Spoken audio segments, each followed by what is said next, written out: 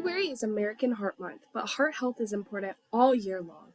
As this month wraps up, we're joined by Dr. Teresa Jacobs from the Georgia Primary Care Association to discuss heart disease prevention, risk factors, and simple lifestyle changes that can make a big impact. Whether you're managing high blood pressure or just looking to keep your heart strong, this episode is packed with valuable insights. Let's dive in. What is heart disease? So that's a wonderful question since it is the number one killer of folks in America. It is basically a range of conditions that actually affect the heart, and it could be the blood vessels surrounding the heart, it could be the valves, it could be the heart itself, because the heart is a muscle, so it could be the heart itself, or it could actually be something that someone is actually born with, and they call that a congenital heart disease or congenital heart defect. Okay. And are there any warning signs of heart disease? Absolutely. There are a myriad of possible signs and symptoms of heart disease. Most people are aware about the chest pain, but it also could be chest pressure. A lot of folks describes it as a elephant sitting on their chest. It could be dizziness. It could be fainting or near fainting episodes. It could be a fast heart rate. It could be shortness of breath. It could be swelling in the feet or legs. It could be pain radiating up to the shoulder or to the jaw. And so all of these are possible signs and symptoms of heart disease. Okay. Is there any way that people can be proactive in preventing heart disease? Oh, absolutely. There are several ways. One, check your blood pressure. If you have a diagnosis of hypertension or high blood pressure, it's a good idea to make sure you know what your blood pressures are and take your medications as prescribed by your provider. If you don't have an issue with blood pressure, it's just nice from time to time to check it just to make sure your blood pressure is still well controlled. And that could be at the doctor's office, at the pharmacy, the fire station, or even having a blood pressure cuff at your house. If you're diabetic, this is always wonderful to make sure your blood sugars and your hemoglobin A1Cs are well controlled. And again, take your medications as directed. Eating healthy, and we all know about eating healthy, drinking lots of water, fruits and vegetables. These are things that we should incorporate into our daily diet. Eating the more lean meats as opposed to beef and pork. You want to do probably fish, chicken, turkey, things of that nature. If you're a smoker, it is just a great idea to stop smoking because it is one of the high risk things that we do that can increase our risk of developing heart disease. So if you're a smoker, absolutely stop smoking. Limit the amount of alcohol that you drink as well, because excessive alcohol also is a risk factor for heart disease. Exercising on an ongoing basis, and that could be not necessarily going to a gym, but just walking in your neighborhood, walking in your house, but find ways to exercise and to burn calories.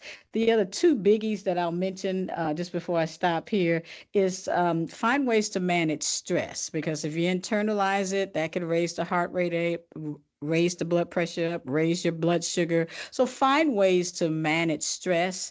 And the last thing that a lot of folks don't do is getting those 8 hours of sleep. 7 to 9 hours of sleep is what most of us should be getting. So we have to find a way to do that on an ongoing basis. So keep a good sleep schedule. These are all things that will help you lower your risk of heart disease.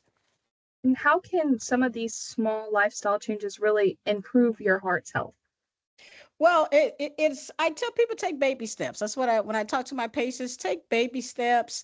If you're going to the grocery store or out to the mall, park further out on purpose. Don't circle the parking lot looking for that parking space nearest the door, but park out on purpose and then take a brisk walk up to the front of the store. If you're going into a mall, before you actually start shopping, take I call it a victory lap or a heart lap around the mall. Just walk around the mall inside one time and then start doing your shopping. So these are little things that you could do.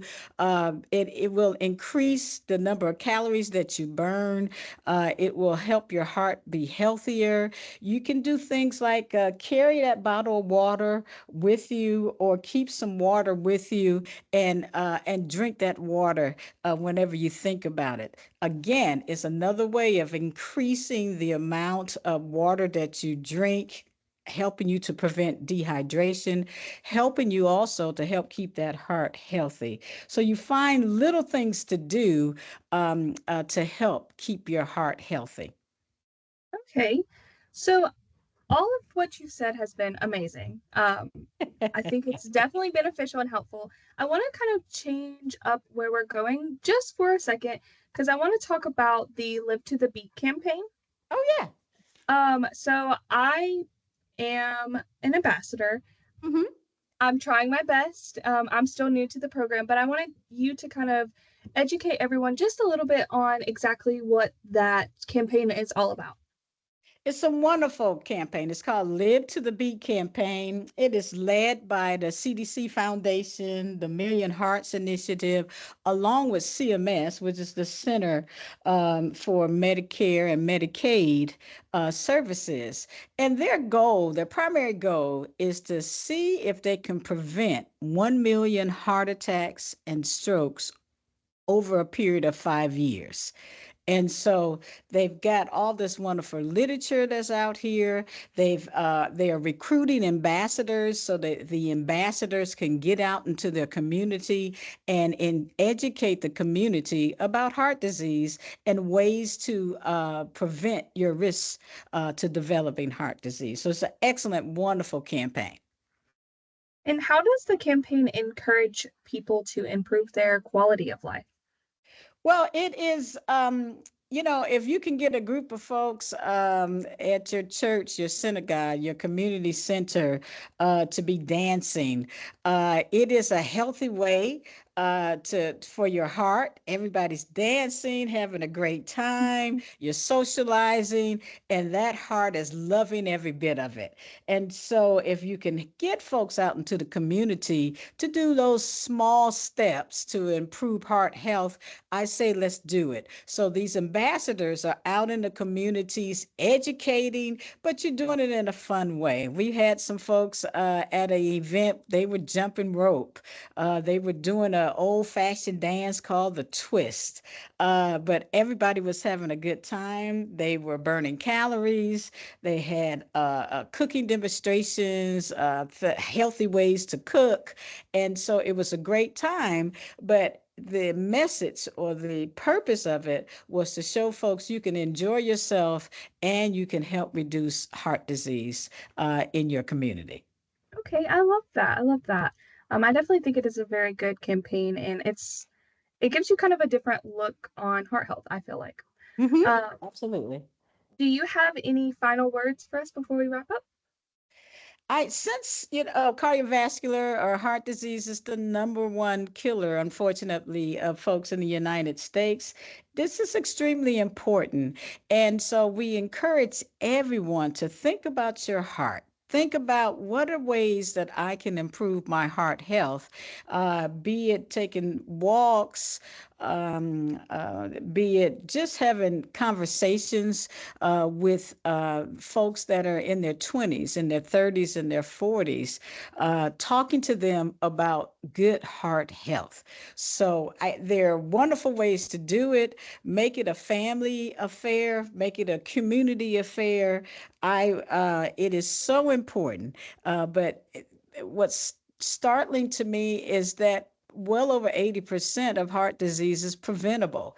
And so once we get that message out in our community and give folks tools on how to reduce those risk factors, how to reduce heart disease in their communities, I think it makes it a healthier community for all of us. And so I tell everybody, take care of that heart. think about it, ways that you can do it. Every single day, you can take those little baby steps to help you reduce heart disease in your family, in your communities, even and at your jobs. So, salute to good heart health. Yes, get that heart pumping. Yes, very good. All right. Thank you so much for all that you have said today. It was amazing. Thank you so much for doing this with me. I have really enjoyed everything that you had to say, and it's so important, especially it's important all year round, but this month is, really pushing it with American Heart Month. And thank you so much for providing some insights for us. All right. I hope this helps. Yes, ma'am, it does so much. All right. Thank you. Thank you Thank for asking me. Yes, ma'am. Thank you so much for doing it for us. It was amazing. All right, great. And you can have a absolutely fabulous Valentine's Day, Heart Health Month. Enjoy yourself, and You too. thanks again for the invite. All right. Thank you so much. Bye bye. Bye.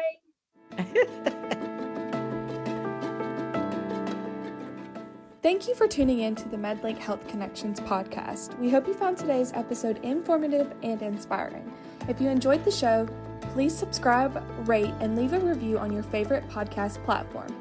Remember, the information shared in this podcast is for educational purposes only and should not replace professional medical advice. Always consult with your healthcare provider for any medical concerns. Stay connected with us on social media and visit our website at medlinkga.org for more resources and updates. Until next time, stay healthy and take care.